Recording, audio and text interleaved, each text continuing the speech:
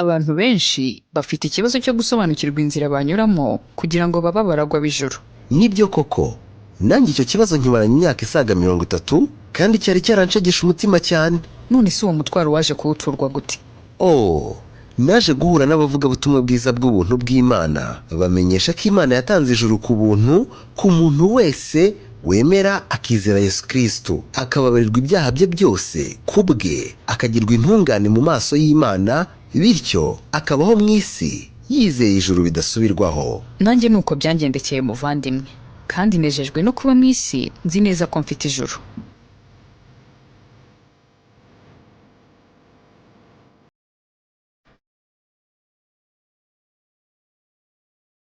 Ese uzi yuko Imana yagukuyeho urubanza rw'ibyaha kubw'urupfu n'izuka bya Yesu? Kurikira ikiganiro Ijuru Ntirikorerwa kuri Fine FM 93.1 buri wa kane guhera saa 12 z'umugoroba kugeza saa 1, no ku cyumweru guhera saa 1 z'umugoroba kugeza saa 2. Ntucikwe kuri 93.1 Fine FM mu kiganiro Ijuru Ntirikorerwa.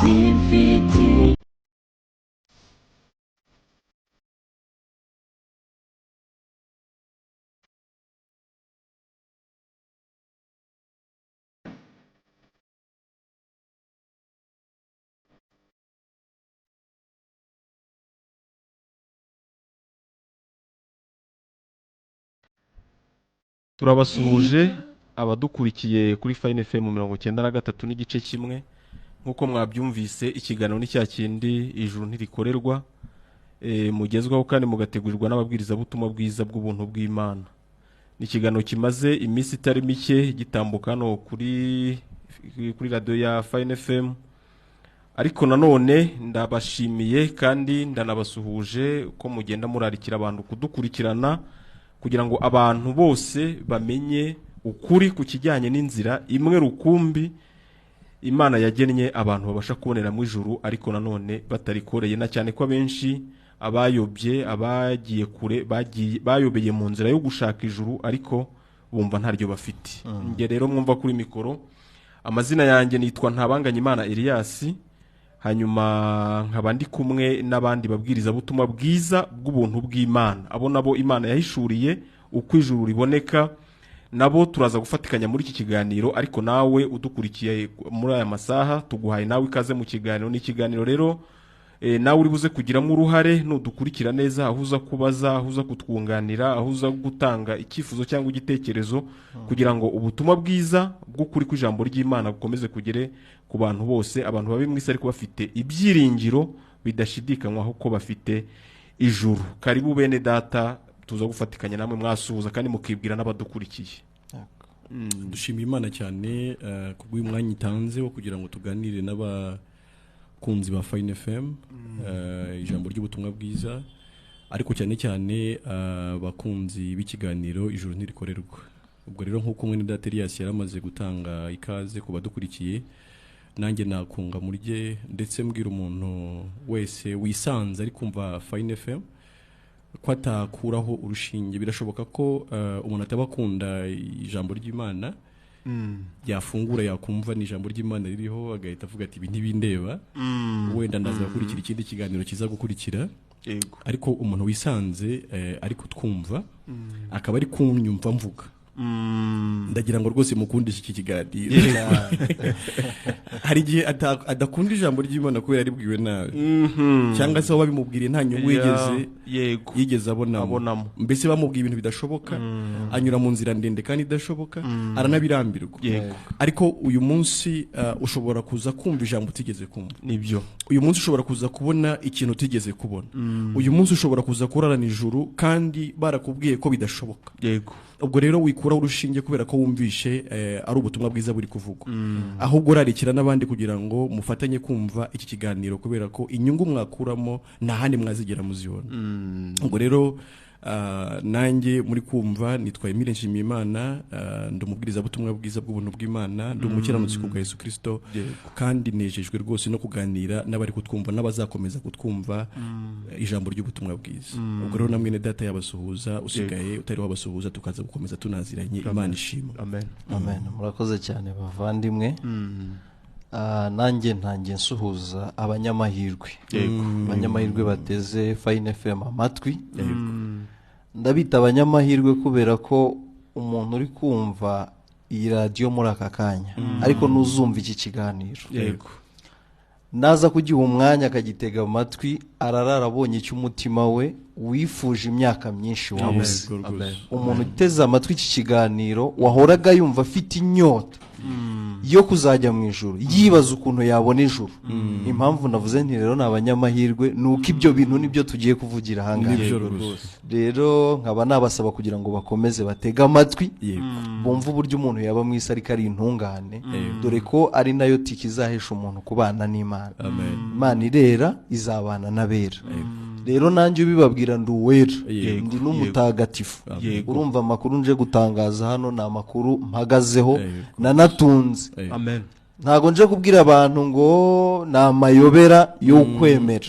nta nubwo nje kubwira abantu ko ari ugutegereza ku ifirimbi ya nyuma ahubwo nkuko Yesu yabwiye cya gisambo kiti uyu munsi turabana muri paradiso uyu munsi nawe duteze amatwi nukurikira neza nawe uraza kurara winjiye muri paradiso rero nkuko natangiye mbivuga ni mutagatifu cyangwa se intungane Bizimana Damascene Imana ikomeze kuduhana ibyiza muri uyu mwanya wose amen Imana rero ishimwe cyane kuba dukurikiye ariko natwe yabashishiye kuba turi hano muri studio kugira ngo dukomeze tugezeho abantu ukuri kw'ijambo ry'Imana hari ikintu Emile uvuze ndetse na Damascene akigarukaho uravuga ati hari igihe umuntu yaba yarabwiwe Imana nabi bikanatuma ntagu akigirira ibyitwa ko ari iby'Imana byose ariko na Damascene abyunze bavuga ati arakumbuza abantu bakurikiye iyi radio kugira ngo ntibakureho urushinge nigeze njya mu kizamini cy'akazi ahantu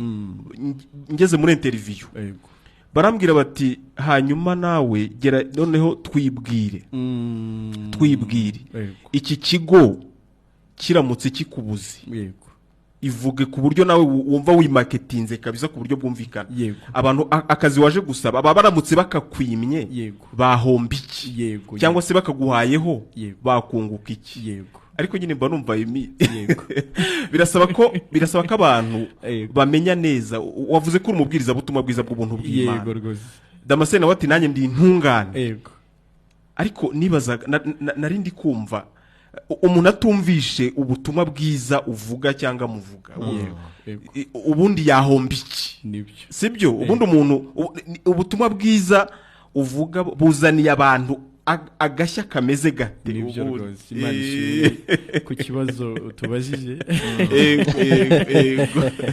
ariko abantu babwiwe ko kugira ngo bazajye mu ijuru ari uko bazakiranuka ku gato ndetse no ku kanini ariko nanone hashingiye kuri kamere y'icyaha umuntu akomora kuri Adamu abantu bose barabigerageza bakarinda basaza bakamera imvi bakubwira ko batari babishobora ngicyo rero ikibazo gituma umuntu wese yumva ijuru yaramaze guheba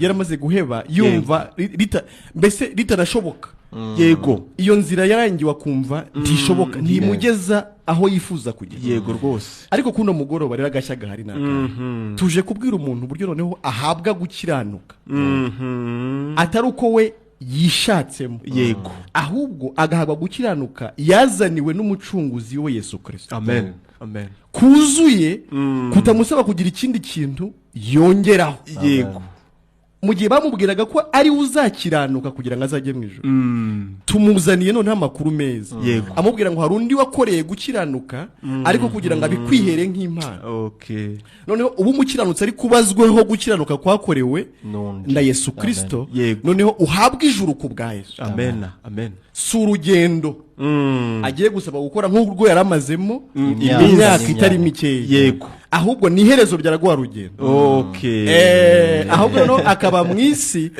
noneho yicaranye rya juru yakoreye imyaka myinshi ngaka gashya rero kari kuno mugoroba yego rwose ngaka gashya azaniwe n'ubutumwa bwiza nuko uyu munsi yararabaye intungane ariko abazwiho gutungana yego k'umucunguzi we witwa Yesu Kristo. amen amen uzi ikindi numvise bavandi ikindi abantu bafite ikibazo kubera ko abababwira ngo nibagende bakiranuke ku gato no ku kanini babibabwira ku cyumweru ariko ku kindi yego bakababwira ati dore umujinya w'Uwiteka uri kuri mwe mwa nkozi z'ibibimwe yego ndetse igiye kubatsemba igiye no kubahe basohoka abo babibabwiriye bagasanga abandi mu nzira n'imikubuzo n'intaro ngo Imana ije gukubura abanyabyaha umuntu akajya kurwana no kugira ngo ibyo bintu bihinduke ibintu bikaba byarananiranye rero navuga ngo nyine ni inkuru y'ihumure noneho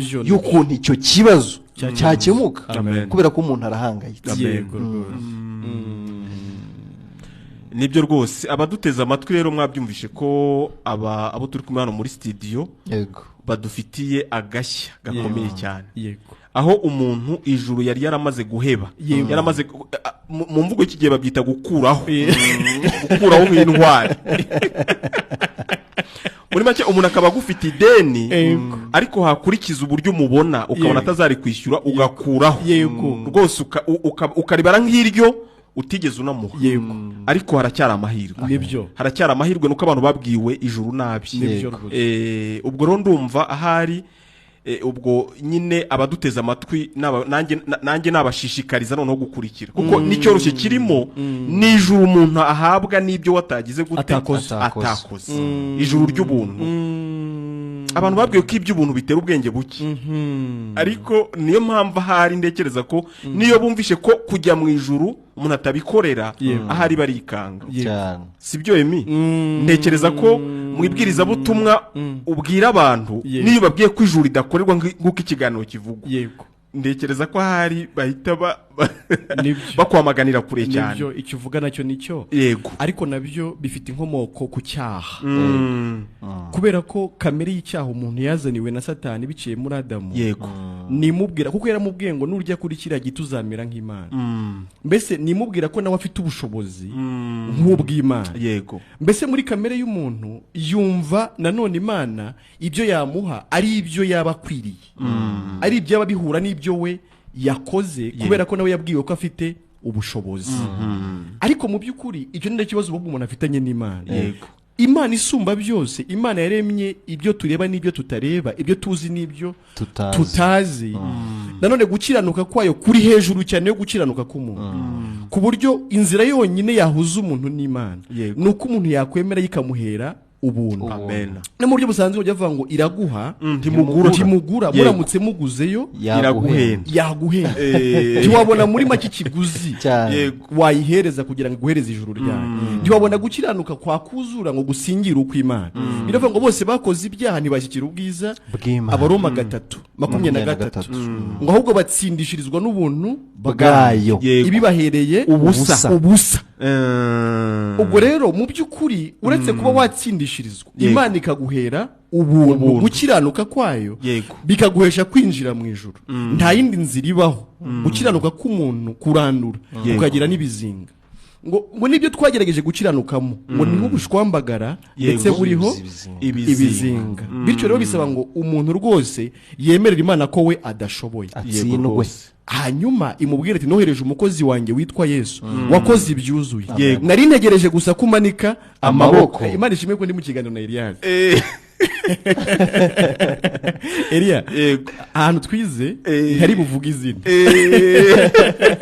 hari hafi y'ikiyaga urahibuka ndahibuka cyane batwigisha baratubwiye ati umuntu narohama mu kivu sibyo ntuzasimbukire guhita umukurayo kuko abafite imbaraga nawe yahita agukurura uzamureke abanze amira amazi ayahage namara gucika intege ujya kumukura nushaka gufata umusatsi uramukuramo kubera ko nta mbaraga za kuba agifite n'Imana ikeneye ko umuntu abanza agacika intege sibyo akemera ko adashoboye hanyuma uwo watsinzwe nta niba Imana yiteguye kugira ute Gutsindishiriza. Imana ishimwe cyane. Amen, amen.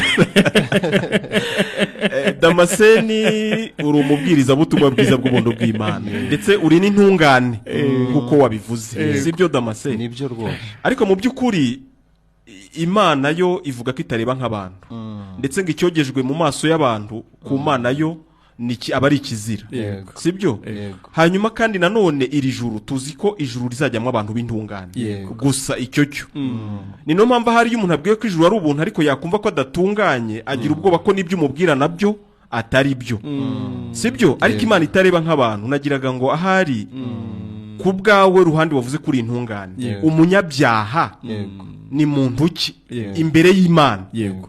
Hanyuma umunyabyaha ni muntu ki imbere y'abantu? Yego. Si byose? Yego. Hanyuma umukiranutsi we Yego.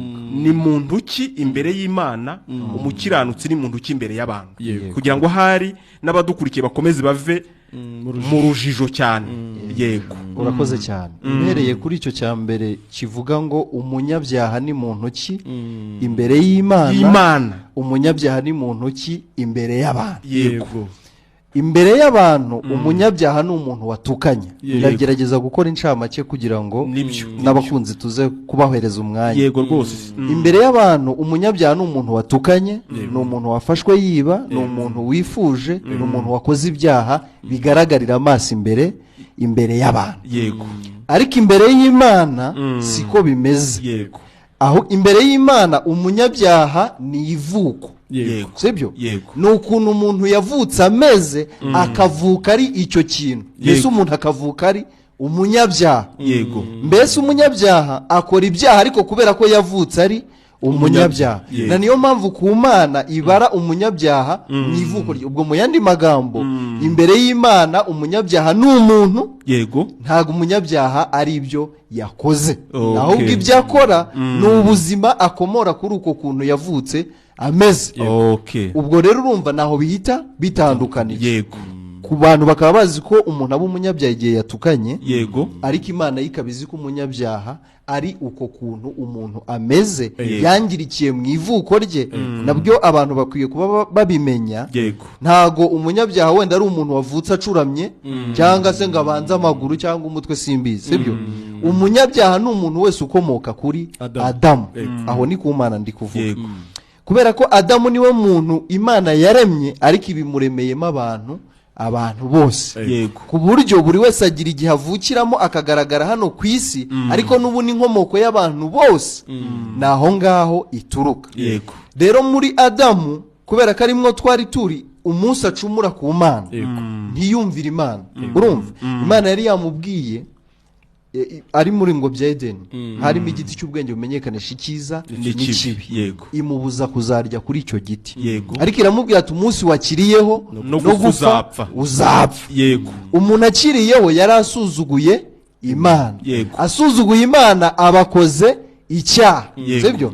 Akoze icyaha ubwo abagikoranye n'abari bamurimo bose. Kubera ko uwo munsi nibwo ubwandu bw'icyaha bwageze mu bantu. Yego. Uwo munsi nibwo icyaha cyinjiye mu muntu. Noneho umuntu akajya avuka ubwe ahubwo ari icyaha. Yego. N'ikimenyimenyi njya nkunda kubwira abantu nti muzarebe umurambo ntujya ukora icyaha. Ariko umuntu muzima akora icyaha. nk'igihamya ko umuntu we niwe kibazo. Kubera ko umuntu niwe niwe cyane. Njya mbwira n'abantu ni uzarebe ntago umuntu yaba atari mu rugo ngo akorere ibyaha mu rugo. Ahari niho ibyaha bari kubikorera kubera ko niwe transport y'ibyaha. Mu yandi magambo niwe cyaha. Umusaruro awugaragaza aho hantu ari. Okay. Abantu rero bo babona umusaruro uri kuva ku muntu bakavuga bati dore umuntu akoze ibyaha. Ahubwo ni umunyabyaha. Ariko burya Imana iba yamubonye kare kubera ko ibizi ko niwe giti cyera ibyaha ititaye ku musaruro w'ibyo aza kubasha kwera. Na niyo mpamvu burya avoka yera yitwa avoka. Ariko na avoka itaragera igihe cyo kwera nayo ikaba yitwa avoka. Naho bitandukanira hagati y'abantu n'Imana ku kintu kijyanye n'ubunyacyaha. Yego. Ku kijyanye rero n'ubutungane. Yego. Mu by'ukuri abantu bazi ko umuntu yaba intungane abiheshejwe no kureka cyangwa se no kwirinda kujya akora ibyaha. Yego. Na niyo mpamvu abantu bavuga ngo nta ntungane ibaho. Aha. Kubera ko umuntu warireba akisanga akora ibyaha Buri gihe. ndetse ku kigero kinini. Yego. Yareba n'abandi nabo agasanga niko bameze, agahita asinya umwanzuro ngo nta ntungane iba mu isi. Yego, Sibyo? yego. Ariko ku Mana intungane zirahari mu isi. Amen. Zibeshejwe n'iki rero? Aha. Zitabiheshejwe nuko zitakoze ibyaha. Sibyo? Ahubwo zibiheshejwe nuko zamenye ko ikibazo zifitanye n'Imana zakigiriye mu ivuko ryabo. Yego. Bavutse ari abanyabyaha. No akaba nta n'ikintu na kimwe umuntu yakora ngo abashe kwikiza ubwo buzima. Sibyo? Yego. Na nicyo gituma ku Mana yo kugira ngo umuntu abe intungane bisaba abantu bajya banabyitiranya bakagira ngo umuntu anirinze n'ibyaha yajya mu ijuru cyangwa se yaba intungane, ariko ntibishoboka. Umuntu uzajya mu ijuru cyangwa se umuntu w'intungane ku Mana ni umuntu utarigeze anakora icyaha. Ubwo niba uduteze amatwi ukaba wumva warigeze unabikora, ubwo byararangiye, wowe ntiwajya mu ijuru. Niyo mpamvu rero kugira ngo Imana igire abantu intungane byasabye ko yo ubwayo ariyo yizira, ariko iziye mu mwana wayo ari we Yesu Kristo. Yego. Utazi icyaha, utaravukanye icyaha, utarasamanywe icyaha, mbese utararemanwe icyaha, we akanavuka kubera ko atavukanye ubuzima bw'icyaha, abasha no kuba hari kadakora ibyaha birakunda. Mbese niwe wakiranutse ku kigero c'100%, ku kigero cy'uko atigeze amenya icyaha, atigeze anagikora. Yego rwose. Rero ibyo bintu akaba yaraje kubikorera abantu, kubera ko abantu bo byararangiye, uretse no kuba bakora ibyaha ahubwo babaye ibyaha. Sibyo? Icyo rero Imana ibisaba abantu ni uko bemera uwo mucunguzi, umuvandimwe yigeze abivuga, icyo bita gutsindishirizwa. Ubwo ni ukumenya ko njyewe natsinzwe, nta kiranuka ngo bikunde kubera ko ninjye navutse ndi icyaha, ngeze no mu isi nkora ibyaha, ahubwo nkamenya ko hari undi waje njye maje gutsindwa ari we Kristo Yesu. Noneho akajya mu cyimbo cyanjye agakora ibyo nasabwaga byose 100%, kubera ko nyine ngo ntago yigeze amenya icyaha, ntiyigeze anagikora. Ariko Imana niwe yahinduye ibyaha ku bw'abantu. Mu yandi magambo, uwo muntu waje ari intungane, ari umukiranutsi, ari we Kristo, Imana yamubazeho ibyaha by'abantu, ahinduka umunyabyaha, binamujyana no mu rupfu. Ariko kugira ngo nanone abazabyemera nabo bazafata ubwo butungane bwa Yesu, nawe utarigeze akora icyaha, utarigeze anakimenya, kubera ko igipimo Imana ipimiraho ubutungane ari ubutungane nk'ubwayo. Noneho umuntu aba abonye ubutungane budakora icyaha ariko butigeze bunakora icyaha. Nuko kuntu rero nanjye ndi intungane, kubera ko ntunze ubutungane bwa Kristo butazi icyaha ariko butigeze bugikora, butazanigera bunagikora. Nkaba ndi intungane gutyo. Naho utegereje kuzaba intungane abigizwe nuko yakirinda ibyaha, uwo wazeyuke kuko amaze n'igihe kinini abikora, ariko byaranze nk'uko ubivuga. Byaranze. Imana ishimwe ku bwa Damascene. Emile nshimiye Imana. Damascene amaze kutubwira ko ari intungane ku bwa Yesu. Ariko ndagira ngo mbabwire ko abantu baduteze amatwi nabo bizeye Yesu, bazi ko bizeye Yesu. Ariko kubw'ubunyangamugayo bw'umuntu, umuntu ahora yibonaho ibyaha buri munsi, ariko nawe akagerageza agashaka inzira yamukiranura n'Imana. Inzira yo kuba umuntu abasha guca bugufi agasaba Imana imbabazi, cyangwa akajya mu ntebe ya penitensiya no kwizera Yesu. Kubwawe umuntu arasabwa iki? Yabihuza gute kugira ngo yumve atunze umutima w'uko ari intungane mu mutima we? Urakoze cyane. Urumva nyine hariho inzira abantu bishyiriyeho. Ariko impamvu ibintu umuntu akora bitamuha amahoro yo mu mutima nuko aba ari ibintu akoze ariko yishyiriyeho we ubwe, atasabwe n'Imana. Ikikubwira ko wahushije ni umusaruro ukura mu byo uri gukora. Nikikubwira ko wamashije nanone ni umusaruro, nabwo ni umusaruro. Sibyo? Izo nzira zose rero za penitensiya, kuvuga ibyaha mu mazina, kubibwira inshuti zawe, kubibwira abo musengana, birangira n'ubundi bitakugize umukiranutsi. Birangira n'ubundi utunze umutima ukubwira ko ufitanye ikibazo n'Imana, kubera ko atari yo nzira Imana yagennye yo kugira abantu intungane. ku kijyanye n'imbabazi z'ibyaha Bibiliya irabivuga mu Baheburayo 9:22 ivuga ko amaraso atavuye hatariho kubabarirwa ibyaha nuvuga ngo uwo ngo ujya gusaba penitensiya nta maraso ameneka nk'impongano ya bya byaha umubwiye.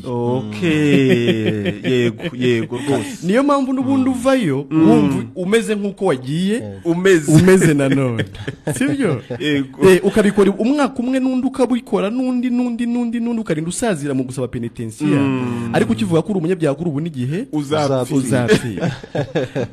Ese ubundi Elia twabaye mu byumba by'amasengesho hari ibyaha bishya ujya mu bantu bavuga ntabyo ni ibisanzwe ngo ibyo batuye ejo ndi kuvuga ejo mu gitondo bagitangira amasengesho iyo bafashe pause saa 6 bagasohoka gato yo bagarutse n'ubundi barongera bakabisubira nk'igihamya cy'uko bitabavuyeho no kubera kubivuga igihe kinini biba byarabaye nk'akaririmbo. Sibyo ariko iyo umuntu yizeye Yesu Kristo atunga umutima utakimurega ikibi atunga umutima utakimucira urubanza rwo kurimbuka kumwizera rero ni iki? Yego nukwemera ko wowe wari uwo kurimbuka mu by'ukuri imbere y'Imana nk'umucamanza utabera yari kwiye kukurimbura ashingiye ku nkomoko yawe ndetse n'imbuto nawe ubwawe wagiye wibona uri umunyabyaha bihagije ku buryo warimbuka ariko ukamenye ko nanone Imana mu rukundo rwayo yohereje igitambo muri Kristo kugira ngo Yesu abe ari we ushyirwaho bya byaha byawe byose igiti n'imbuto zacyo bikukurweho bishyirwe kuri Yesu Kristo abipfire noneho Imana ibona ishingiro ryo gutanga imbabazi kuko ibonye wihana mu cyimbo cy'umunyabyaha. Sibyo ibyo rero iyo ubyizeye noneho utunga umutima ukubwira ko Imana yakubabariye ariko itirengagije ibyaha byawe ahubwo irihaniye umucunguzi wawe. Sibyo mu by'ukuri rero guhanwa kwa Yesu Kristo gupfa kwe no kuzuka kwe ni igihamya cy'uko urubanza rwacu rwarangiye. Umunyabyaha yarahanwe ahaniwe muri Kristo Yesu noneho imbabazi zaratanzwe zidashingiye ko nazisabye ahubwo zishingiye ku butabera bw'Imana nk'umucamanza utabera utarirengagije ibyaha ahubwo wabiduhaniye muri Kristo Yesu. Wamaze kwizera Kristo rero ni utunga umutima umubwira ko abanye n'Imana iki amahoro. Damascene ko uwiyise umukiranutsi cyangwa yavuze umuntu avuze ko nta cyaha afite ko abayise Imana inyabinyoma ku rwawe ruhande wiyita intungane ariko se ntago uba wise Imana inyabinyoma? Ntago mba nise Imana inyabinyoma hashingiye ku bundi ubutungane mfite ubwayo. Mu Baroma mu bice 3 umurongo 21 usomye umanuka aravuga ngo ariko noneho hariho gukiranuka kw'Imana kwahishuwe kudaheshwa n'amategeko. Sibyo urumva no gukiranuka kw'Imana ubwayo yahishuye umuntu atabiheshejwe nuko yubahirije amategeko uko gukiranuka rero ngo kugahabwa bizera Kristo Yesu. Impamvu rero ntita Imana inyabinyoma nuko uko gukiranuka mvuga ari ukwayo. Ubundi ikintu abantu bazazira nuko bihangiye gukiranuka nuko bishakamo gukiranuka ngo bariko bazagenda ba presente imbere y'Imana uko nguko rero nta kindi kuzabahesha uretse kurimbuka. Siyo mpamvu se Yesu yabwiye bamwe rugo bwati rero igihe kimwe muzaza imbere yanjye mujye muvuga muti twirukanye abadayimoni mu izina ryawe twakije abarwayi mu izina ryawe ababwire ati ni mumve imbere mwankozi z'ibi bimwe simbazi ariko nakunze ukuntu yashoje abivuga ariko sinigeze no kubamenya. Mu yandi magambo abantu bavuga ibyo bakora nk'ibyo bashakiramo ubutungane. Sibyo nyamara ubwo baba baguye mu mutego wo kwanga kwemera cyangwa se kwakira ubutungane Imana yatangiye muri Kristo Yesu. Nge rero impamvu ntaba nise Imana inyabinyoma nuko ubwo butungane ari bwo ntunzi ni nayo yabutanze kandi ni nayo yabumpaye n'ikigeretse kuri ibyo ni nabwo nayo isaba umuntu nicyo ntago Imana isaba umuntu ubutungane bwe ni nayo mpamvu ujyanye ubwe ari uba wisimana inyabinyoma kuko waba yigise intungane kubera ajyanye gutungana kwiwe aba yisimana inyabinyoma ubwo bivuze ngo kugira ngo umuntu Imana imwemere nk'intungane nuko ajyana gutungana kwayo kuko ariko nayibasha kwemera uko niko yemera Imana ihimbazwe cyane sinzi rero hari iminota ndabona nayo iri kugenda kandi twabwiye abadukurikiye ko tuza kubana muri iki kiganiro numvaga hari twabaha n'akanya twabaha akanya hanyuma bakabaza uko ibibazo bifuje kubaza cyangwa se ibitekerezo cyangwa naho umuntu akeneye atasobanukiwe agasobanuza hano muri studio turi kumwe n'abantu babwiriza butumwa bwiza bw'ubuntu bw'Imana ku kibazo icyo ari cyo cyose wagira kijyanye n'ibyo twaganiriye ariko babasha kugusubiza sinze mire yadufasha kaduha umurongo baza guhamagaraho yawuvuga abantu bakawumva turatanga ibiri ndagira ngo dutange uwo bahamagara ariko no bakoherezaho message okay abantu bari benshi ku murongo hakagira batadufatisha ariko ashobora kwandika ubutumwa bugufi twabusoma kandi tukamusubiza nibyo iyo bahamagaraho ni 0784 42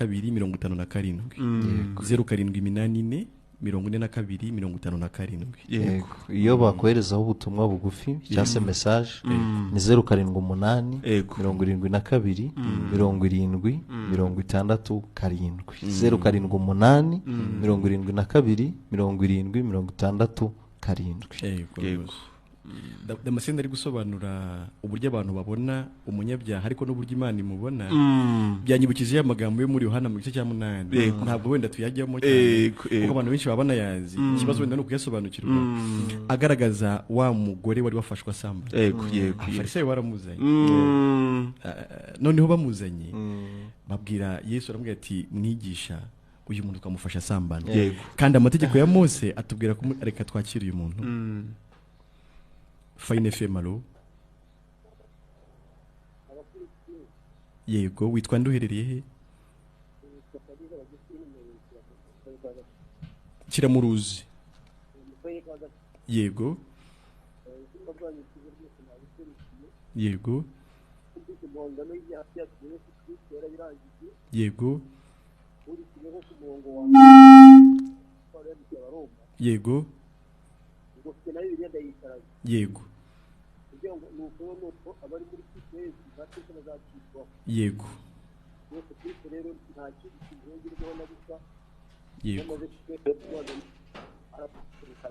yego rwose wowe umaze igihe kingana gite wizeye ubutumwa bwiza umaze igihe kingana gite wizeye ubutumwa bwiza wowe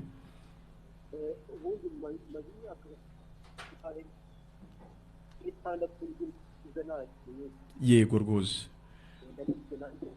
wumva utunze ijuru mu buryo budasubirwaho wabwira abakumva se inyungu wakuye mu kwizera ubutumwa bwiza wabwira abakumva inyungu wumva ufite nyuma yo kwizera ubutumwa bwiza umeze ute mu mutima nyuma yuko wizeye ubutumwa bwiza okay yagiye nta kibazo ariko twoherereze message atubwira uko yumva ingaruka yagiye nziza zituruka ku kwizera nuko wa mugore bamufata sambana bamuzanira Yesu twamwifati abantu bazi gucunga abandi byaha abanyamategeko azariya mwene data ndabona nawe telefone nye hello oui allo Okay, na Azariya umukiranutsi. Yego Azariya. Nanjye nashimiye Imana kubw'ikiganiro mutambukije. Yanshimishije cyane uburyo kimubwiye umunyabyaha uburyo yabona inzira yo kumukiranutsi. Yego. Nje nuko nabwizeye. Yego. Ariko nubundi nanjye nabwizereye kuri radio. Yego. Nanjye mbumukiranutsi nabwumvise nkuko muri kubuvuga. Yego rwose. Ubu kandi ikintu nashaka kubwira abantu uko kubyumva bino ntibabigira imikino kuko iyo ubyumvise neza ukanabyizera nawe uba umukiranutsi ntabwo ari ibihamya byinshi bindi byo gusoma cyangwa kwibika yenda kugira ibintu umuntu amenya mu mutima bijyanye n'ubwenge bw'isi hashingiye ku byo umuntu yasomye byinshi ahubwo ni ukwizera icyo gikorwa Yesu Kristo yakoze ku musaraba kuko nanjye nicyo nizeye mbarwaho gukiranuka amen ubu mfite gukiranuka kwa Yesu nkesha Yesu ariko numviye kuri radiyo nibyo rero umuntu w'ikarongi nkanjye Azariya iyo ndi kuvuga ibi bintu mba mvuga nti Imana umuntu waba wumva radiyo ntiyizere ubutumwa bwiza hari ikindi sinzi ikindi umuntu yaba azireguza rero bana b'Imana bavandimwe gusa icyo nashaka kuvugira ibi ngibi ni ukugira ngo abantu bamenye yuko n'umusaruro kandi uboneka kandi n'abantu bari kumva ubutumwa bwiza bagomba kubwizera nk'uko nanjye nabyangendekeye kandi nkaba ndi umukiranutsi amen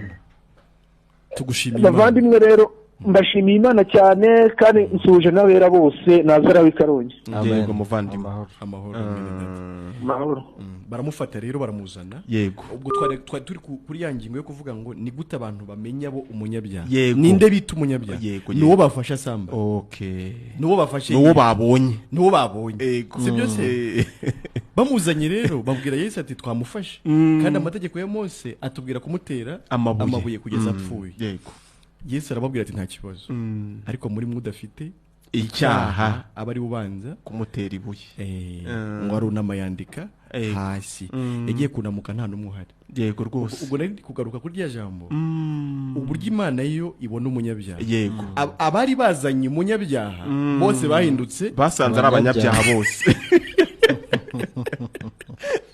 yego rwose urumva mu buryo bw'abantu bo ufashwe niwe ndiwe gisambo nibyo ufashwe niwe munyabyaha imbere y'abantu ariko nutafashwe imbere y'Imana nutafashwe Imana yizi ko ari umunya yego rwose sibyo urumva ntiyanahinguka n'ubundi imbere y'Imana nubwo ataba yagaragaje bya bimenyetso by'ibyaha abantu bita ibyaha n'ubundi mu mutima we kugira ngo ibyaha byabo byarabareze mu mitima urumva ko biba n'imbere burya mu mitima niyo mpamvu Yesu ari kubwira abantu yarababwiye ati Mose yarababwiye ngo ntugasambane ariko ngenda bagira mbabwire ngo nunareba umugore w'abandi ukamwifuza uzaba wamaze gusambana nawe urumva noneho arimo arabahindurira arimo arabasobanurira neza ko icyaha atari igikorwa cyasohotse yego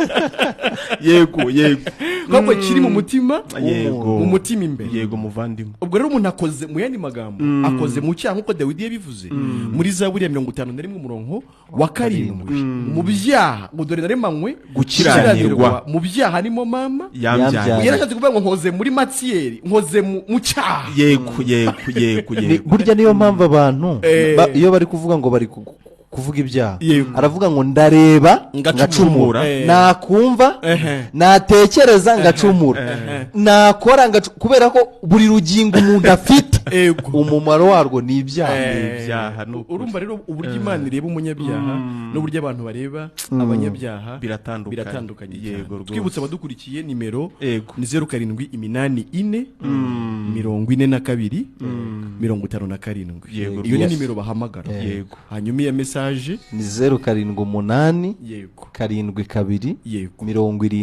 70 70 yego rwose ni karibu dusangire namwe rwose uyu munezero uturuka kuri Yesu Kristo Imana nayo rero icyo yita ubutungane ni imiterere yayo yego rwose reka twitaho nibyo Halo egera hirya radio yawe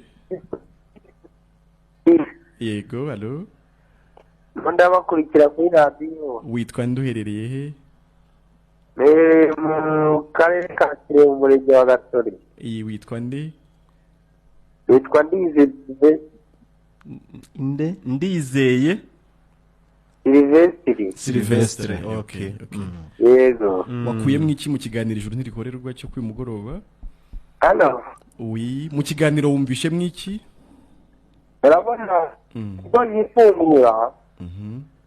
nyifungura radio nibwo ugifungura radio ariko numvishemo ijambo ry'Imana muri kuvuga ngo yego uburyo umuntu nyine akometse imiterere y'umuntu okay yego hano turakumva neza Silvestre aragiye ariko ntacyo araza gukomeza Silvestre ukomeze udukurikire radio ntuyikureho nashaka nohereza ubutumwa nushaka nohereza ubutumwa bwiza ubutumwa bugufi reka twumve Allo. Oui, allo. ndabumva amahoro bavandimwe. Amahoro meza. Nitwa ndo mukiranutsi. Yego. Ndabashimira Imana bavandimwe. Yego. Gukora muri ibi bihe. Yego. Yego. Hanyuma duhaye uburyo bwo kumva ijambo rye. sobanurira abantu uburyo wabaye umukiranutsi. Sobanurira abantu uburyo wabaye umukiranutsi. Kubwo kwizera Yesu Kristo. Kuko nahishuriwe neza akamaro ke, urupfu rwe.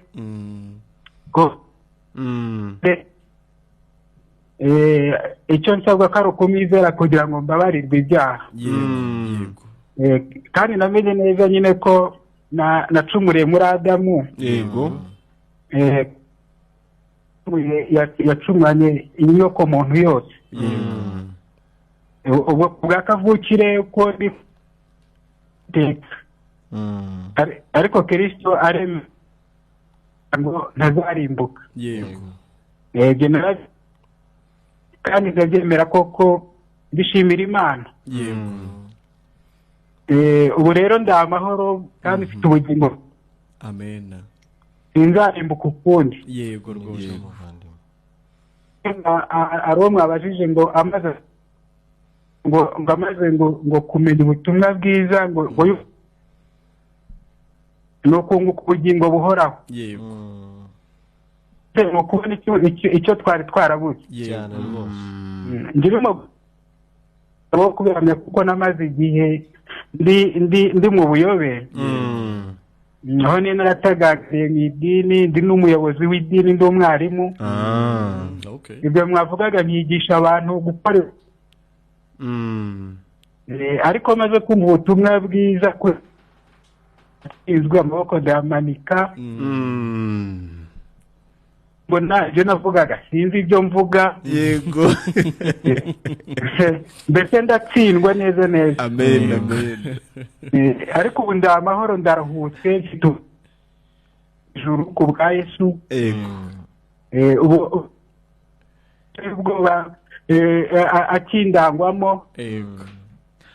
Ubu no gushimira Kristo kubw'umurimo we. Yego. Ariko Sylvestre ni habarure. Agasana akomeze kubafasha. Ijambo ry'Imana turahamanya. Yego yego. Habarurema nabonye nimero yawe ngende rinayifite. Amahoro, umunezero. Yego. Murakoze bavandimwe, ndabakurikiye. Yego yego. Hari icyo mwende natendaga kukubaza. Yego. Nagiraga ngo nkubaze. Ukiri umunyedini, ukiri mwarimu wigisha abandi. Ukiri umunyedini, ukiri mwarimu mu idini. Yego. Nta juru wari ufite? Ntaryo nari mfite. Ntaryo wari ufite? Ntaryo nari mfite. Nkasaba Imana ngo izambabarire. Ariko nza gusanga nsaba iby'Imana yatanze. Yego rwose. Nuko ngenda akira kubw'ubuntu bwayo. Amen, amen, amen. Abantu wasize se mu idini wayoboraga. Abantu wasize mu idini wayoboraga, wari ubereye mwarimu. Yego. Wabaha ubutumwa iki kuno mugoroba kuri radio? Ubutumwa nabaha. Hari ijambo Yesu yavuze muri Mariko igice cya mbere umurongo wa 15. Igihe kirasohoye ubwami bw'Imana buri hasi. Yego. Ngo nuko mwihane mwemere ubutumwa. Amen. Icyo abantu no kwihana ibyo bamenyereye. Yego. Bakakira ubutumwa bwiza. Nibyo rwose. Ahubwo nyine ni ukwivaho ukamanika amaboko ko utsinzwe. Yego. Ukakira uwagutsindishirije. Amen, amen, amen. Ubu nanjye ntabwo ncecetse. Nibyo. Ntabwo ncecetse, ndimo kubahamya. Niyo mpamvu twaguhaye n'umwanya uhagije kuri radio kugira ngo ijwi ryawe rigere kure. Yego. Mwakoze cyane, mwakoze Imana. Hanyuma natwe nubwo aho turi turavuga ubutumwa bw'Umwami. Amen, amen. Yego murakoze pe. Sawa urakoze nawe. Amahoro. ntago waba warababeshye ngo numenye ukuri ngo ureke kubabwira. kirazira. Hello. Karibu mwene data ndabona ari muhanuzi Philippe. Amahoro bavandimwe. Amahoro. Nanjye nshimiye Imana ubw'ubutumwa bwiza nanjye bwangezeho. Nanjye ni muhanuzi Philippe ntuye Kinyinya. Yego. Ariko nanone ntuye no mu ijuru. Impamvu ko ntuye mu ijuru nuko data amaze kunkiza nanjye yanshize mu ijuru. Yego. Ubu nkaba mbasha guhamya ko ndi umwana we. Nyene nkaba mvuga nti iyo umuntu nyene ataramenya ububi bwe ngo yiveho yiyange hanyuma yizere ibyo Yesu Kristo yakoze ahora mu ruzerero nyene rwo gushakisha cyamugira intungane. Ariko nasobanukiwe ko kuba intungane bidatangwa n'ibyo nakoze cyangwa se n'ibyo nabwiwe cyangwa se n'amategeko. Ahubwo ikigira umuntu intungane ari naco nanjye cyangize intungane nuko nize ibyo Yesu yakoze ko ari byo bitunganye kandi ari we ntungane yabayeho kugira ngo abinkorere nanjye mbibagweho. Ariko Philippe ukiri mu idini ko ari umwigisha wigishaga iki? Imana nyene ko yahuye no mubwo bugome nyene bwo kugomera Imana ngo ni nyene nigishaga ibyo ntazi nigishaga ibyo ntasobanukiwe. Ariko byari nanone kandi nigishaga ubuyobe nyene nanjye nakuriyemo kandi nahawe n'abandi ariko nabo bayobejwe nyene twese twayobereye kwa Adamu. Ariko busobanure kugira ngo n'uburima bumenye. Nego ubwo buyobe rero nuko nyene numva ko kuzajya mu ijuru ari uko nkora ibintu bitunganye naranabigeragezaga. Yego. Ariko nyene nkabona n'ubundi ndabikora ariko ntibyuzura 100% kuko ibyuzuye 100% n'iby'intungane nyene ari mu Kristo Yesu. Rero nashakisha nyene kugira kuba nasa n'Imana ariko nanone byarangiye ntabishoboye. Ahubwo birangira bitejwe agaciro imbere y'Imana bibaye umwanda. Ubwo rero yabaye umwanda nibwo nagiye kubona amahirwe ya kabiri mbona ibyo Kristo yakoze abimpaye ndabyakira n'umutima wishimye kandi nezerewe. Hanyuma mu byo wasabaga abantu se mwene data Philippe uretse kubasaba gukora ibitunganye kugira base n'Imana ntiwanabasabaga ibikorwa byo guteza imbere ahubwo idini wabayoboragamo? Yego ariko maze gusobanukirwa nasanze nyene ari nka company. Nasanze narabahamagarira kuyoboka company uko ntabwo nabahamagarira kuyoboka Kristo Yesu. Nababwira Kristo Yesu utanga amazu utanga imyenda myiza utanga abagore n'abagabo ariko by'ukuri udatanga ubugingo buhoraho. Ariko utabitanga gutyo gusa ubitanga nawe hari icyo watanze. Yego nyene ariko nanone nkabigisha yuko Imana itagira neza ahubwo ari twe tugomba kuyibanza neza uwo twari uko washitani wawo ndi wamukoreye mu ijuru. ariko ndasaba abantu nyene kwivaho bakareka kwiyemera bakagira ibyakozwe n'umucunguzi twe abantu bakavamwo kuko nivyo byuzuye iby'Imana ishaka bavanye. Ariko babwira iby'umucunguzi yakoze. Ibyo umucunguzi yakoze ni ibihe bagomba kwakira? Ibyo Yesu yakoze nuko Yesu yakiranutse ugatona kandi kubera ko nubundi harabazi ko Yesu ibyo yaje gukora ari ukubaha ahubwo ayo mazu. Yego. Hari Imana nguje gukora ku buzima bwabo. Yesu yaduhaye gukiranuka kwe. Yesu yaduhaye gukiranuka kwe Imana ishaka. Yesu niwe yeze ku gatona kanini ariko abikorera Philippe abikorera Emile abikorera n'abandi bavandimwe. Yego. Ibyo ntibishobora guhagarara ugahamya imbere y'abandi bantu kubifite. Yego. Ariko guhamya ko ufite inzu ejo bakaza bakayishyiraho towa ko itacemewe. Ugahamya ko ufite umugore mwiza ejo agapfa akagenda. Ibyo rwose ni ibyiringiro bikoze isoni. Ibyo byose ni iby'isi. Yego. Ahubwo ikirato kizima nuko nagizwe intungane. Nta cyanjye kirimo. Amen. Amen. Ariko nkabihabwa n'umucunguzi ari nawe yankunze akankunda ntari inkwiriye. Nyene nahinduriwe izina ubu ntabwo ngira umunyabyaha wundi umukiranutse imbere y'Imana uwera utagawa umuziranenge bavandimwe. Amen. Turagushimiye mwene data Philippe. Yego nanjye mbashimiye Imana kunyunganiza utanze gubwa neza muri Kristo Yesu. Amen. Yego Imana ikomeze ihabwe icubahiro muri byose. Amen. Ikiganiro n'ijuru ntirikorerwa. Yego.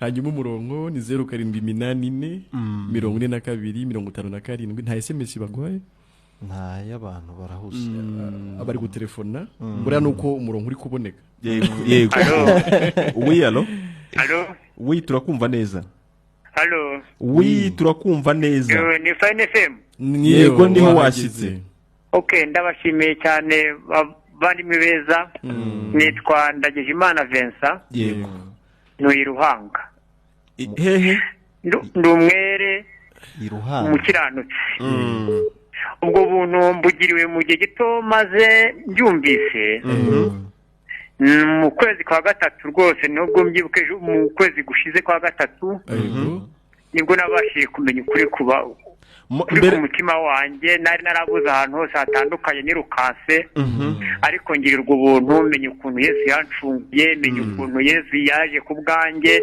nyamara numva ko ibyo umuntu akora byose bya buri munsi ariyo byatuma nabona ijuru ariko nyamara twari twarayobye ni ukuri uwo muhate mufite mwaziye igihe hari benshi cyane baba bakeneye kumvira ijambo gusa byaba byiza nuko ndi kumva hatahamagara n'abandi batarabere ngo banasobanuze bamenye ukuri kose nicyo umuntu yakaba yifuza cyane ariko nzi ko nabo isaha yabo uko yagenda igera bazabona kuri kose yego rwose narindi kugira ngo nkubaze akabazo gatoya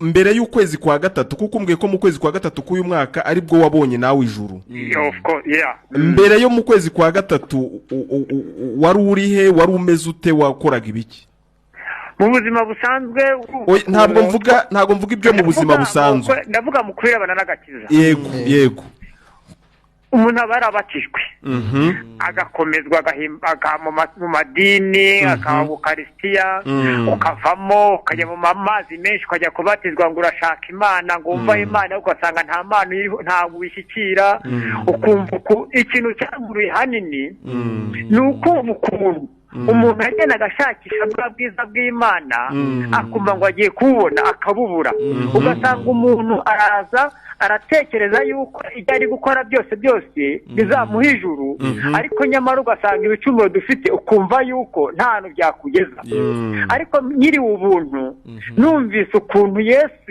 apfuye akamanuka mu ijuru ku bwacu akaza akadutagatifuza akaza akikorera ibyaha byacu akabikubitanwa akabibambanwa akabijyana ikuzimu akabizamukana akadutsindishiriza cyaha twavanye kuri Adamu dukomokaho twese tuba turabuhotse tuba tubonye ubumuntu tuba tubonye kubabera tuba tubonye byinshi bitandukanye ku mana none twariyimye dufite ubutunzi muri twe tutazi ko buhari nibyo rwose nyumva gake nkubaza kandi kantu wenda ndi kugushimira Imana uvuze ko uri umukiranutsi wumva uri umukiranutsi kugeza ryari ndi umukiranutsi kugeza ryari iteka ryose rwose urakoze cyane ubwo uvuze se kutazongera gukora icyaha icyaha se gute nkikora gute icyaha twakigize kera ubwo Adamu acumura twakigiriweho ibyo rero twarabibatuwe rwose twarabikirijwe warabikirijwe nyine narindi kubaza ubwo uvuze ko utazongera kugikora ni ukuri kose ni ukuri twamenye ukuri mwatugejejeho kandi ni ukuri mukomereza aho ngaho sawa urakoze tugushimiye Imana murakoze cyane harya wavuze ko uherereye yagiye aze kuduhamagara dukomeze tuganire yego rwose nanjye mfite message hano yego iravuga ngo amahoro bene data ni umukiranutsi Maka ndi Imamba Gisagara ndashima umusaraba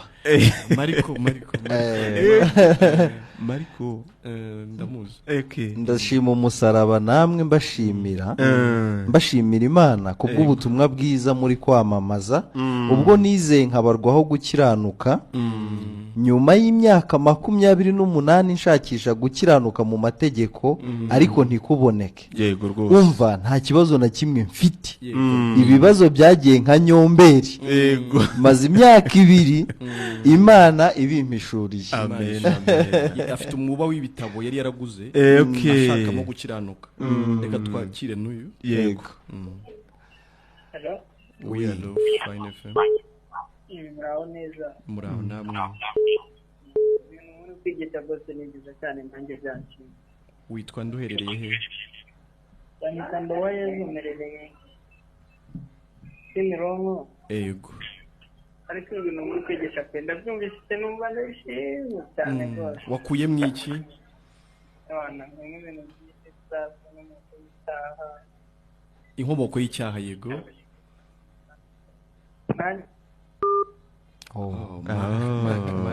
ni make yavuze oya ari hano Kimironko ariko aze kutwohereza SMS na nimero ye turayifite buriya yego rwose Philippe aracyafite oui allo nitwa Shyaka ry'Imana Rachel nanjye ndumwe nawe uri umukiranutsi yego ndabona ukoresheje nimero ya papa yego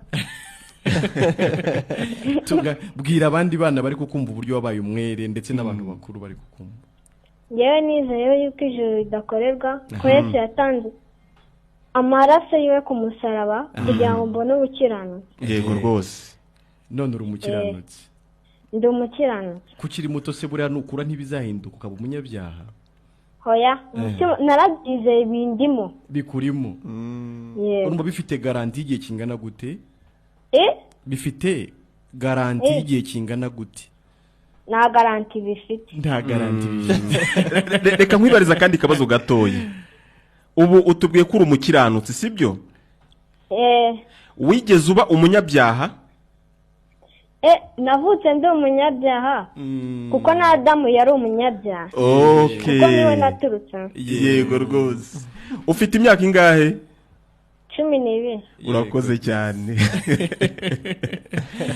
ugira umugoroba mwiza na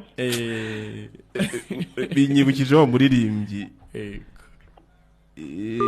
wavuze ngo yambwiye ko ndi umunyabyaha nuko ndihana ndizera arangiza sibyo ubundi urumva icyo abantu bakeneye kubwirwa ko ari abanyabyaha ariko noneho bakanemera kuko kwizera ni ukwemera yambwiye ko ndi umunyabyaha ariko ndihana ndizera arangiza ubwo bivuze ko ubunyacyaha bw'umuntu akwiye kumenya ubwo ari bwo kuko no kwihana no kwihana ibyo umuntu yakoraga atekereza ko byamuhesheje twakwakira undi muntu umwe twamwakira nta kibazo 0784425057 ni karibu dufite iminota itatu yego 0784425057 twakwakira undi muntu nk'umwe abaye ahari yego ariko Imana ishimwe ndabona Jacques yego mwene data w'Ikarongi yego amahoro meza Jacques yego bashimira Imana bavandimwe b'iki kiganiro nanjye nacyumvise kabisa yego ndi kumva nyine bishimye inkomoko y'icyaha nanjye rwose nsanga nakijijwe nanjye nakijijwe ku bw'umuntu nyine bwo kwizera muri Yesu yuko namenetse n'inzira bityo bigahita nanjye bimenyesha ijuru rwose bikaba mu bikorwa byanjye yego rwose murashima Imana nyine nanjye mfite ijuru ariko nanone ritazagera garanti nibyo ahubwo nzabona n'Imana nyine iteka ryose amen rero tuje n'abavandimwe bose urakoze cyane bene data b'Ikarongi Emile tugana ku musozo urabona ko nk'uko Philippe uri batsinda yatubwiye uri Ikinyinya yatubwiye ko abantu babwiwe Imana nabi Imana itanga amazu Imana itanga abagore twamuha amahirwe iminota yagiye iminota isa naho yagiye ariko twamwumva yego allo Fine FM oui allo amahoro meza amahoro turavugana nande ni mutagatifu Nzamwambo Kasiyani Nyakariro yego nyarutsa gato nk'umuntu amasegonda Kasiye nanjye ndashima Imana yego ko byanditswe byera byampaniye gukiranuka yego byamenyesheje ko ndi umunyabyaha menya ko rero mu byo nkora byose kubw'uko nandujwe icyaha na Adamu bizafasha kugera ku Mana yego ubwo rero maze kubimenya mbona ndi uwo guhezwa nanjye ndihana mbona ndi mubi ijambo ry'Imana ryambere itabaza mbona ububi bwanjye butakemerwa imbere y'Imana reka kwiyizera ahubwo nizera uwo kwizerwa ari Yesu Kristo wansindishirije. Yego Kasiye urakoze cyane kugushima Imana rero. Nabwira abantu yego aro iminota yagiye Kasiye nibareke kwiyizera ahubwo bizere Yesu. urakoze bakumvishe. Amahoro y'Imana. Amahoro meza. Ndabona dusigaranye umuntu umwe. Yego Ahari nimero twatanga nimero wenda baduhamagaraho nubwo nubundi bazifite izo twakoresheje ni zacu yanjye ni 07 9 2 50 963. Ibi biganiro byose biri kuri YouTube. Yego ibyatambutse byose biriho yego tuzagishyiraho. Yego YouTube yacu ni Ijuru Ntirikorerwa TV. Yego wayisura yabisangaho. Yego rwose wakuvuza kujya kuri WhatsApp groupe zacu yego twamushyiraho n'ubundi biciye ku izi nimero twabahaye. Yego rwose yego amahoro y'Imana bane n'abera. Amen.